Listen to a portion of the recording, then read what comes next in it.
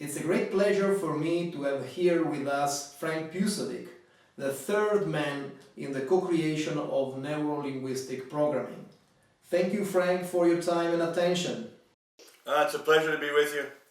Frank, until today, a person approaching the NLP field, attending a seminar, reading a book, or reading an internet article, at a certain point, if lucky, figures out there is a big missing: your role and contribution to the creation of the field. John Grinder recognizes you are the third co-creator of NLP, and you were there before NLP emerged, collaborating with Bandler and then, in the early days, with John and Richard.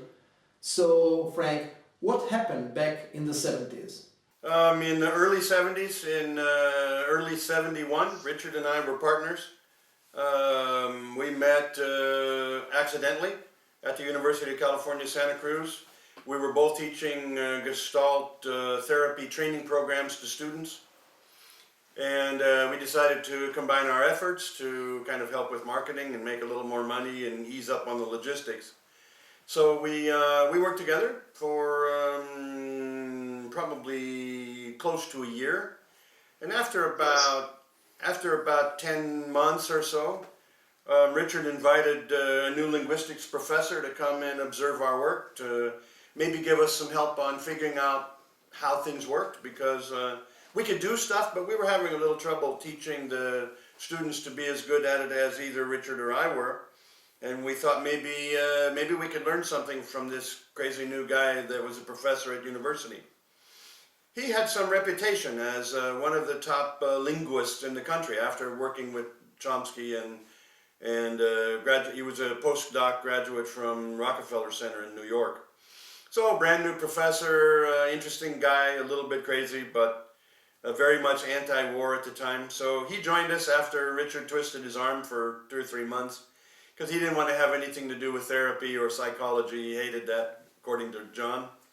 So after a while, just for curiosity, he started observing the Gestalt groups that Richard and I were doing. And after each group, he would ask Richard and I some questions about language, which were very interesting questions. Richard and I both acted like we knew what he was talking about. We didn't.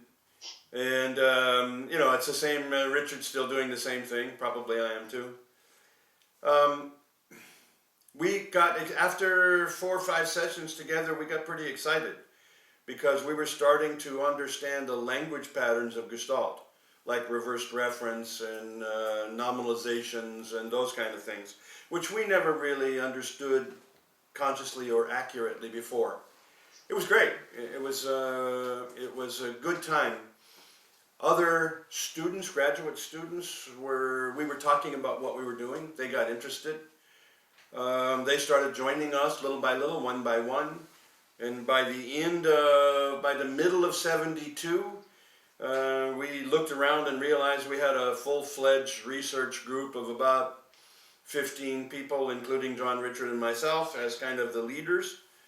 And we realized that what we were doing was really fun. We started studying other things like cognitive psychology, cybernetics. We had Gregory Bateson living 30 feet away from us, from where we were doing a lot of the research. We call it research, but it was actually just experimenting and playing with what we were learning, and trying to figure out how else we could use it, what else we could do with it. So we kept going. We kept going for the next 6 years. And during those 6 years, we went through, basically the only people consistent in those 3 years was myself, Richard, and John. The graduate students were graduating slowly but surely, leaving, being replaced by other people, and so forth. So in my mind, there were like 3 generations of what we called meta people. The originals, the middle people, and then the people that came in at the last. Interestingly enough, most of the people who claimed to be originators were people who came in at the last, not people there who were there for the first 2. That has always been interesting for me, but I figure people can say what they want to say. So that's basically what happened. We had fun for 6 years, and it was fantastic. And we built all this stuff that's now we built most of the things that are now called meta or I'm sorry, NLP. Originally it was called Meta, and until 1976, when John and Richard renamed what they were doing as NLP. And by the way, I kept Meta and took Meta to San Diego. So the original name of NLP was Meta, which I think is the best name. I think the name it actually says what it is.